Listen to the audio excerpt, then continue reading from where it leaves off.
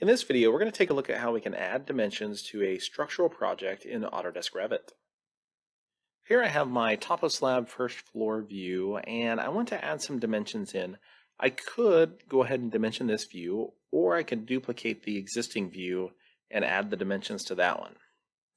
I'm going to opt to do this, so I'm going to right-click on my top of slab first floor drawing here in my project browser and select Duplicate, then Duplicate.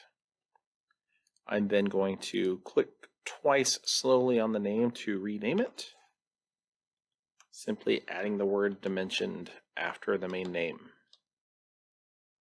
Next, I'm going to adjust my view scale. Instead of 1/8 of an inch equals a foot, we'll go with 1/16 of an inch equals a foot.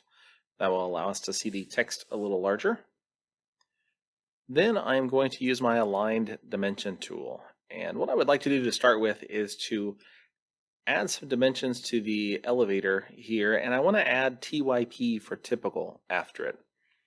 Honestly, in an example like this, if I'm only going to do it a couple of times, it's probably easiest to do that manually.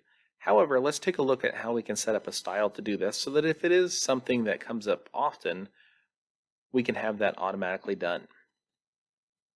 Currently, my dimension style is arrow 3/32 inch. I'm going to edit type and duplicate it, and then I'm going to rename this to 3/32 Arial TYP for typical. Then I will click OK. Then I will just simply come down to the dimension suffix here and put TYP for typical in the dimension. Then I will click OK. Now let's test that out. I'll put a dimension across the elevator pit here, and we can see that it automatically adds the suffix for TYP. As I said, if I was only going to do this a couple of times, I could probably just edit my text, but if I'm doing it over and over again, why not create a style to automate that process? Next, I'm going to dimension between my grid lines here, so I'll start my aligned dimension tool again.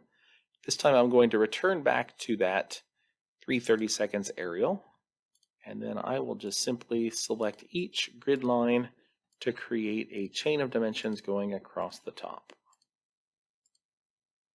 Then I will click to place them. Then I will click from grid 1 to grid 11 to place an overall dimension as well. Of course, I could do this vertically as well. I'll just do the overall dimension for now. And if I want to dimension any arcs, I can do that as well by selecting the radial dimension tool. And then I can add some radius dimensions as well. Next, let's take a look at how we can annotate rebar. I'm going to switch to my north elevation, and I'm going to zoom down to this lower part where I have some rebar in here. I want to create a callout view so that I can blow this up and see it closer. So I will go to the View tab and select Callout.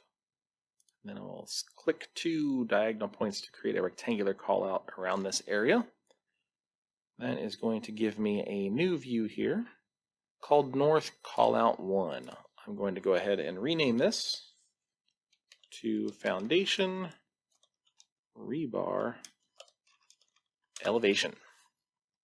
I'll go ahead and activate that view, and I'm going to adjust my scale. It's currently 1/8 of an inch, which is the same thing as the original view. I'm going to adjust that to 1/4 inch equals a foot so that I can have more room for my annotations. I'm going to go ahead and drag these level indicators out.